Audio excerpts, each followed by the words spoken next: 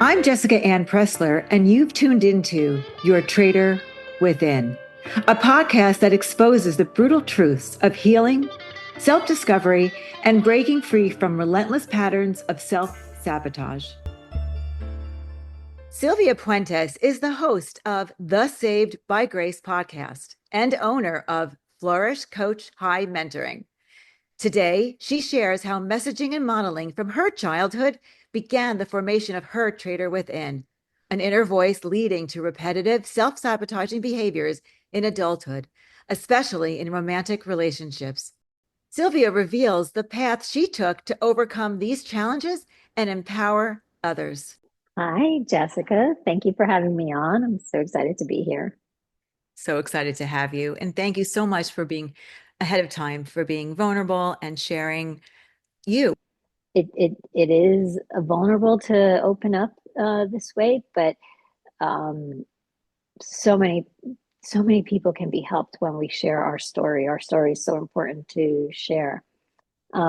So my Traitor Within, I would say that was no boundaries, honestly, and kind of just having this extreme sense of empathy, where again boundaries went out the window. I think that it definitely started just hearing my mom not want to be confrontational with people about things, kind of like, just let it go, or and which is surprising because she's such a powerhouse of a woman, but like definitely not confrontational. And so she was always like making sure that we were mindful of how we treated people. And I could look back now and see how people took advantage of that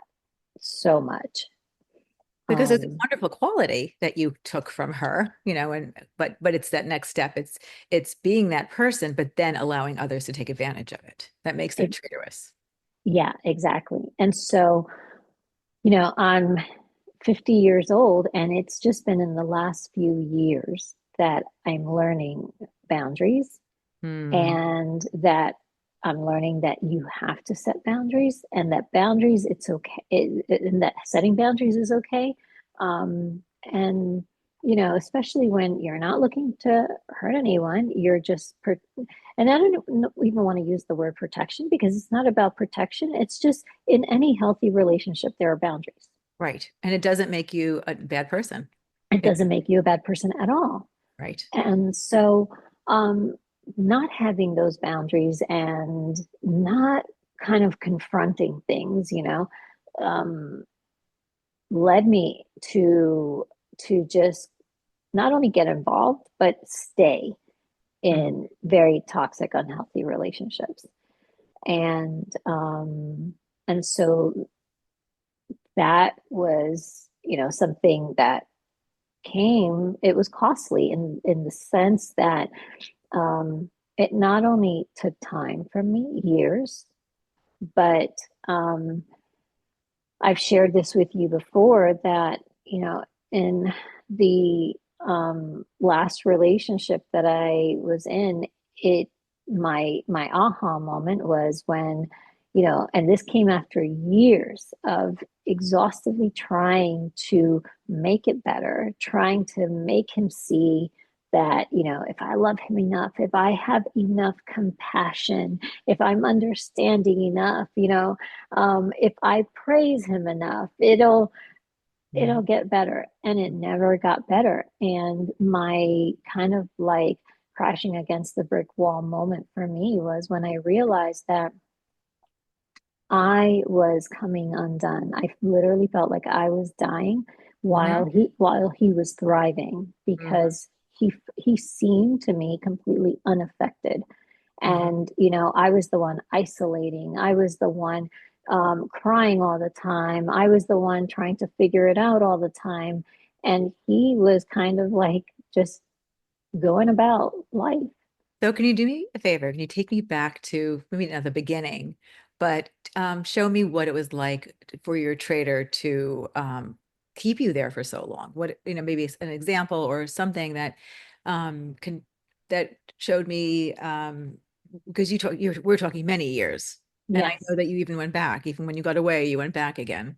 Yeah. So what part of you kept you there? Show an example. Like, what was it like to be in that? Um, well, it was, I can look back now and see, like I want to shake that woman, right? I want to shake that girl.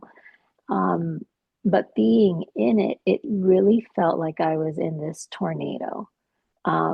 Sometimes we use the word, oh, it was a roller coaster, but more than a roller coaster, it felt like a tornado that I was in survival mode. Mhm. And what kept me there was that hope and that expectation that it's going to get better, right? It's got to get better. And again, going back to like, if I just keep loving him and showing compassion and showing empathy and then if I ever tried to put boundaries up, because we've said before, that internal alarm goes off in our belly, right? Like, hey, something's not right. And even though we may know it, and if we step outside of it, we'll point it out to a friend. Hey, this is not good for you. But when you're in it, that's why it feels like a tornado. Like you're so wrapped up in it that it's difficult to get out. And yeah, I got out a few times and I went back because I'm going to do better. I can't do life without you. Forgive me, it'll get better. It and then of course, you're emotionally invested. I was emotionally invested in the relationship. I thought I loved him, and now time has already gone on, and I don't want to fail at another relationship. All of these things are part of the what pulls you back. I don't want to fail. This is embarrassing, um and the love bombing. And so you go back and it's just it starts all over again. Right, because I think when it comes to these toxic relationships, it's a mixture. You have your own traitor that either listens to it, looks the other way when they're acting this way, makes excuses for their behavior, um, they aren't able to make boundaries like you saw your mother, and then you have the part that they're manipulating you. Mm-hmm. It's when you're dealing with these relationships, it's twofold. It's not Mm-hmm. just your own traitor with Right, it's right, outside. There's an outside traitor too. right, You thought that was your friend. You thought he had your best interest, and the truth of the matter is he didn't. He had his own interest, and it was right, not your best interest. So you're dealing with two pieces here. right. And it's so hard to even grasp that this person is not your friend because you've allowed this person into an intimate space, Right. right? Let's say we're talking about a romantic relationship. So you've allowed this person into an intimate space. And then so in allowing them into this intimate space, they know things about you, right? They Hmm. know about past relationships. Hmm. And so what happens? Most of the time, they'll turn it around and Hmm. point the finger back at you. Hmm. Oh, this is why you're like this, or because you're like this, or whatever. So you start um, condemning yourself, thinking he must be right because it happened over here, not ever thinking, well, it happened over here and it's happening here now again because there's a traitor within and I'm picking wrong because I don't know how to set boundaries and I don't know how to say, no, I'm not looking for that. I don't know how to recognize the red flags and pay attention to them. Hmm. So yeah, there's all of that, but it's very hard. And when I had that aha moment, it was as if time stood still for a second.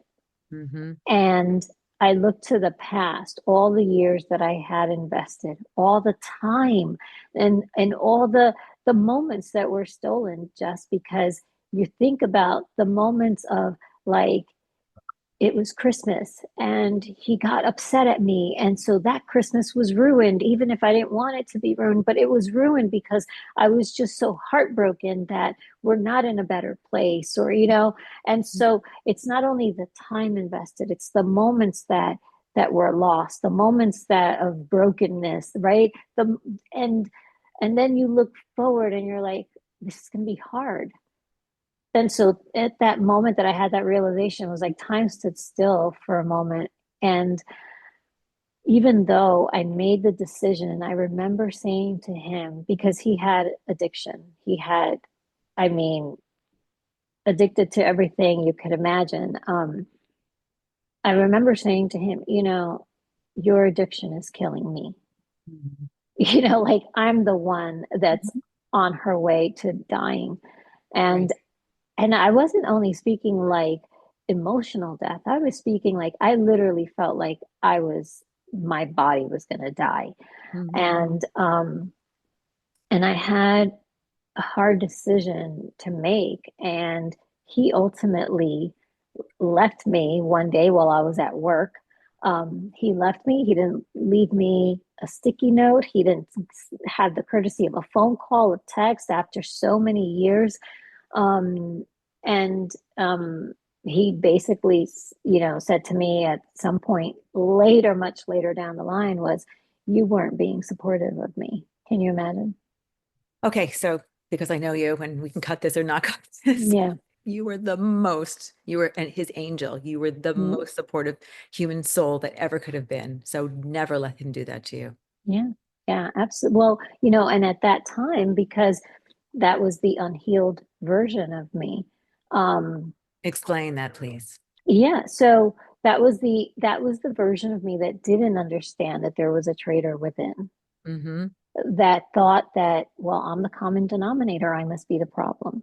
Mm-hmm. And so, and again, the problem was that the unhealed version of me was picking wrong, Mm-hmm. wasn't having that standard and the boundaries and all of that. So, Well, I picking wrong and staying because and staying you could be fooled in the beginning. In all right. fairness, I don't know if you had where you were. I don't know if you were given the information.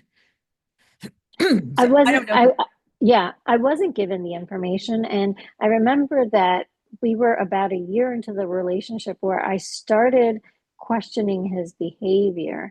And I asked him, are you doing drugs? Are you like, and for me, even that was embarrassing because I'm a nurse. I'm trained in observing behaviors.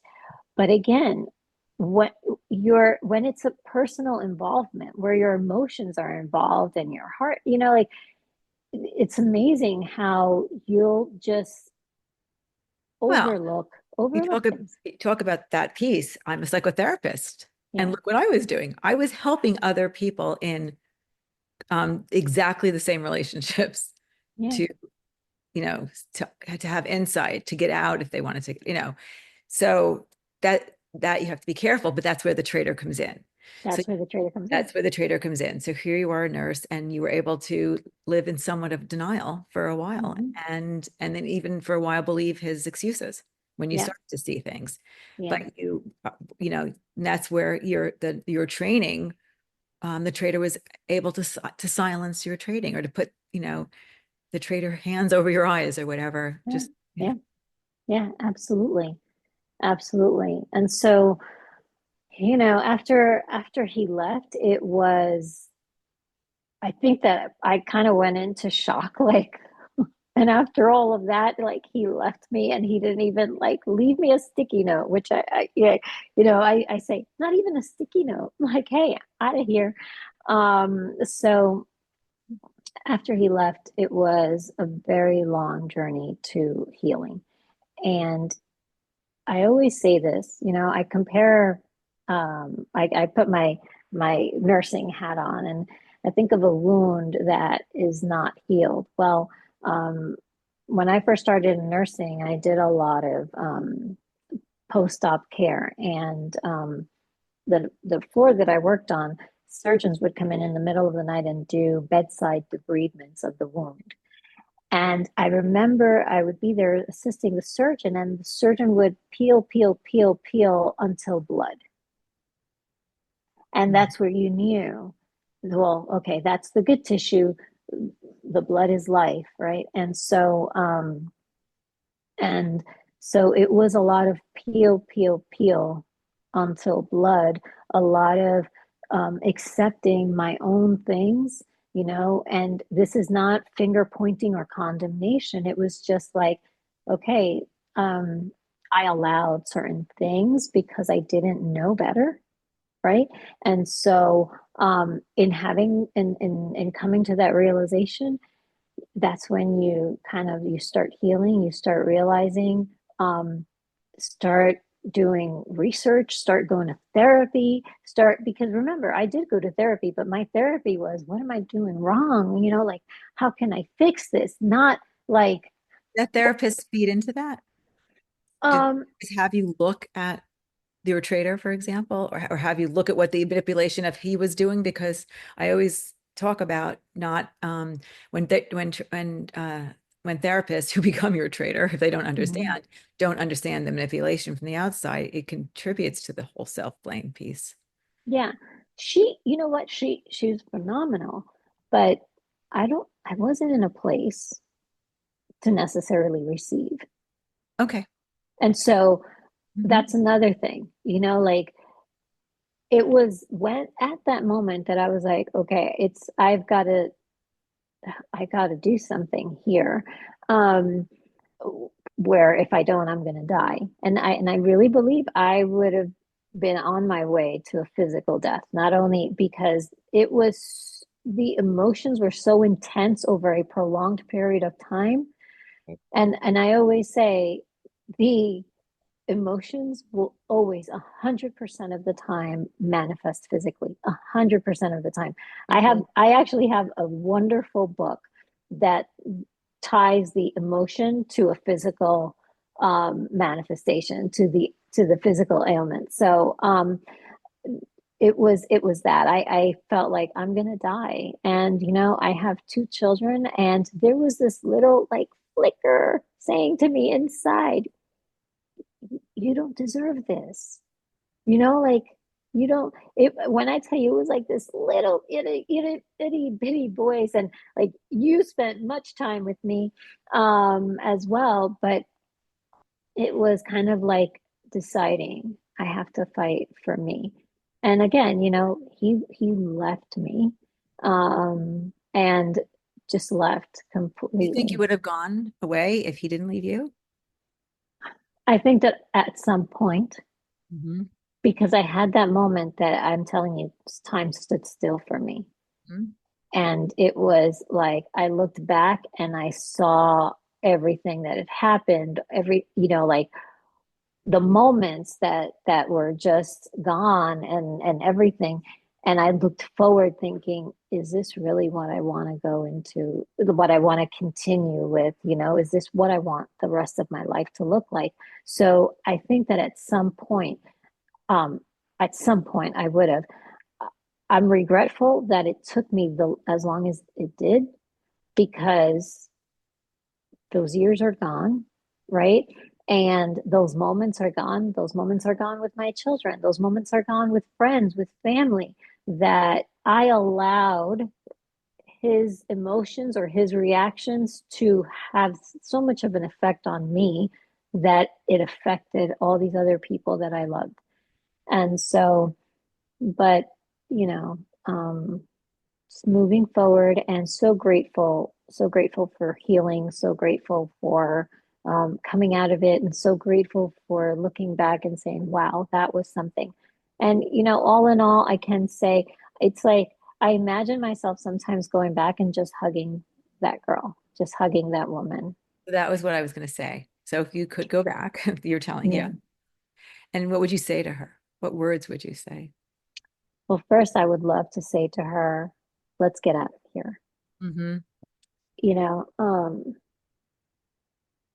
because I think about her and I think about how much pain she was in, how devalued she felt, Jess, how, and then, like I just said, it wasn't only, it was that, and then how that affected the people around her who she loved, who loved her, who genuinely loved her, and the moments that were stolen. And so, I would go back, I would give her a hug, and I'd say to her, let's get out.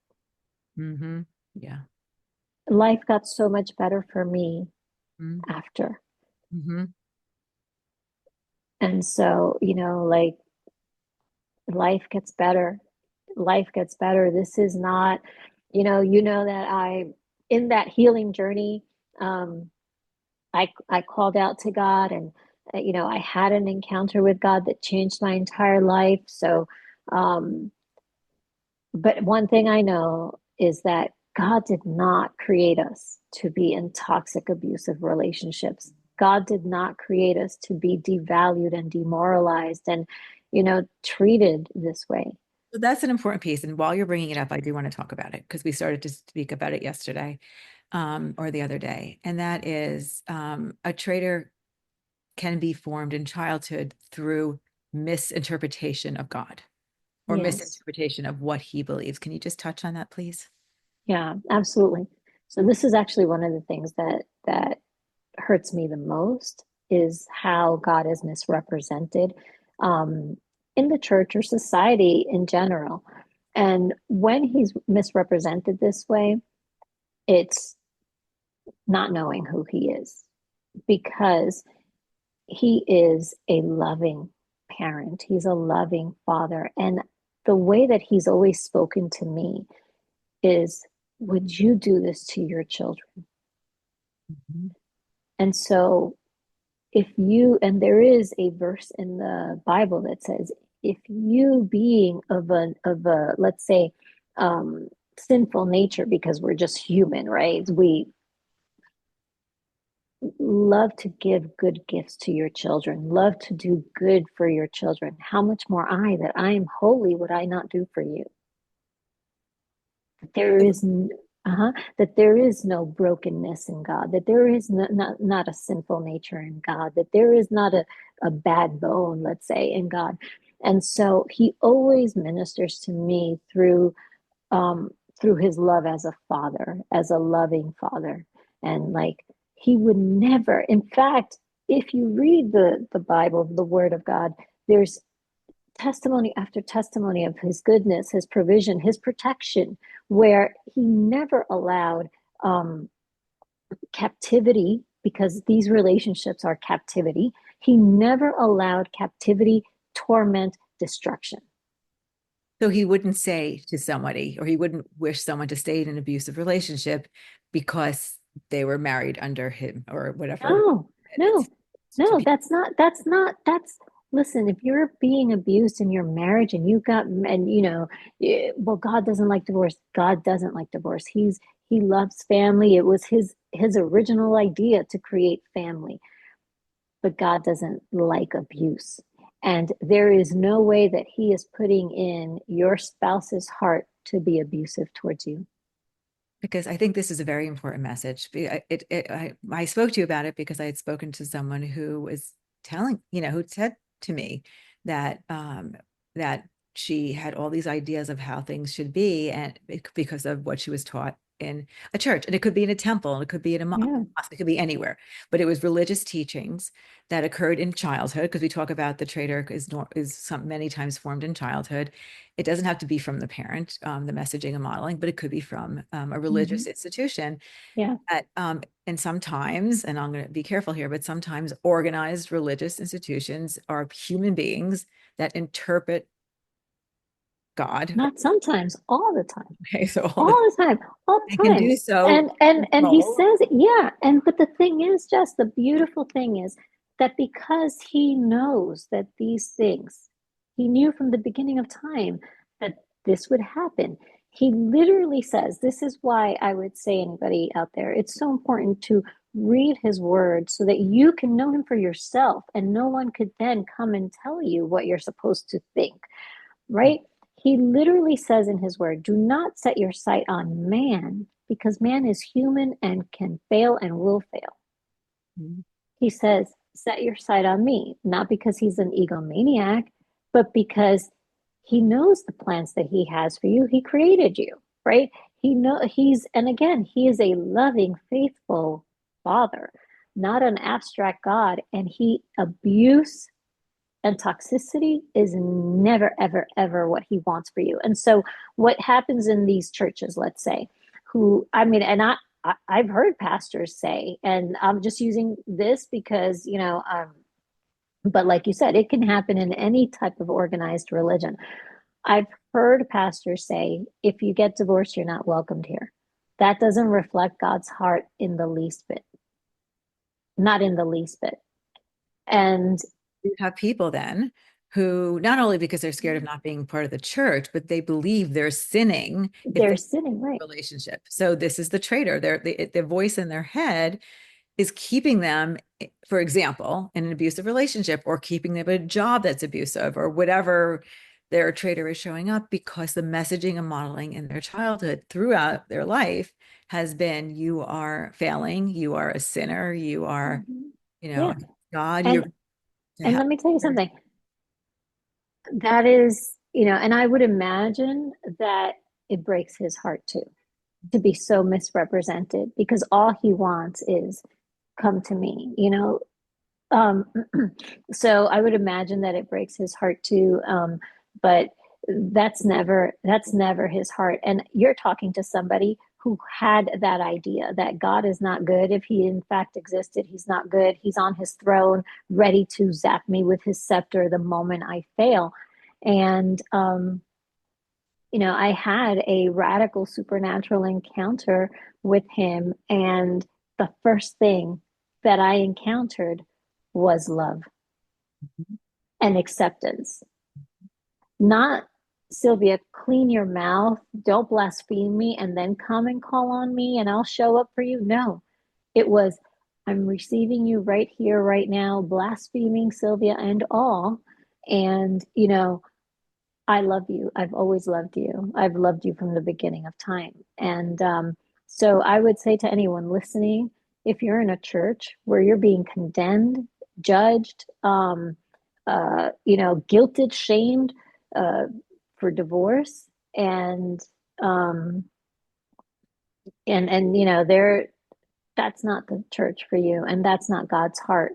And I mean, obviously we want to nobody, I don't think anybody gets married with the intention of like, well, I could just get divorced. No one wants to go through that. It's a painful, very painful, very painful process to go through. I think it's like in the top 5 things of the most traumatic things anyone can go through in life. Um but if you're in an abusive, toxic, like that's not at all. I would encourage you, like, that's not what he's saying. Open the Bible. Call me. I'll show you where he says it. It's not his heart at all. yeah. So thank you. So those messaging and modeling that occurs in your life, which forms the traitor, can come from many different places. Yes. And so it's the people in your life, it's the people The around experiences and circumstances that experiences, you've had. Yeah. circumstances, and teachers, and some Hmm. important people that you looked up to that teach you, and then Yeah. internalize it to become Yeah. who you are today. As I've Yeah. always said, it is every experience we've had to this very moment that makes us who we are at this very moment, which is now past, and it's this new moment, Yeah. and which includes. Yeah. Yeah. I mean, I could think even like if you were vocal about standing up for yourself and you got heavily criticized and suddenly people turned against you, that becomes the traitor within, because next time you're not going to want to be vocal, and you're not going to stick up for like you're not going to stand up for yourself. And the same thing happens. And again, how, like, I'm going to be 50 years old in like 2 or 3 weeks, and I'm now learning that boundaries is a thing and boundaries is okay, and It doesn't make you a bad it person. doesn't make you a bad person. It's very healthy to set boundaries. And let me tell you something, Jess. Um, I I do life with the Bible, like I do life in relationship with God. And he has boundaries. He sets boundaries. He talks about setting boundaries. There's a passage in scripture that says, if you are not valued, you're not welcomed, dust the sand off your feet and keep walking. Mhm. Not, well, try again. Maybe they'll like you next time. Like, no, dust the dust off your feet, off your sandals, and keep walking. Yeah, So, that's wonderful. yeah. It's so nice to see you so happy. I Is there anything you'd am. like to tell people? Any closing thought about the trader, about your life, about where you are, anything you want? I would say, I got unexpectedly, I know you can't, they're not seeing us, they're just listening to us, but I I was unexpectedly emotional when I talked about going back in time and hugging my younger self. And I want to say this, you matter, you have value. That alarm that's going off internally is there for a reason. Um, you're validated. Like, don't ignore the alarm. Know that it's not okay to be mistreated. Know that you're not too sensitive for wanting to not be spoken to that way, or you know and yeah, I just want to say that. And there is life on the other side of healing. There's life even during the healing process, but there's definitely life. Like, I can tell you, it literally felt like uh an oxygen mask was put on me, and I was taking life back into my lungs. And so it's worth it. It's not always easy, but it's worth it. And then you have people out there. You're not alone. I think that's so important. Also, you're not alone. Like, there's Jessica Presslers out there and Sylvia Puentes who have not only personally walked through this, but are now our life work now is to help others come out. My fiance shares this beautiful story. And he says that this man fell into a ditch, and this other man passed, walked by, was trying to pull him out, couldn't pull him out. So he kept walking. Then this other man came, same thing, couldn't get him out. So he kept walking. So the third man jumped into the ditch, and he's like, "What, are you crazy?" The guy that was in there, "What, are you crazy? Why are you jumping in here? I'm struggling to get out of here." He's like, "I've been here and I know the way out." Mm-hmm. So we've been there, we know the way out, and you're not alone. There's support out there. And that's why I wanted to do this podcast, Your Trader Within, because I believe that by you telling your story today and others are Mhm. telling their stories, people realize they're not alone and that there is a way out. There is a way out, yeah. And even if you experienced this before, it's you're not defective, right? It's not you. No, you're not. So the part of the issue, about the trader is part of you, is that it's only a part of you. It's not you. It Exactly. doesn't define you. It's just a part of you that you can put away. You can put in the closet. You can, who may be triggered once in a while, but not to worry about that because you can still put this trader away again. But it's only a part of you. And knowing your trader within is empowering because you can do something about it. Like, you can't change another person, but you can work on this trader as part of you. But it's only a part of you. Yeah. Amen. Amen to that. Yes, exactly. I'm with you. Thank you, my love, for doing this. Thank you. Oh, my pleasure. Thank you for having me on. This was awesome.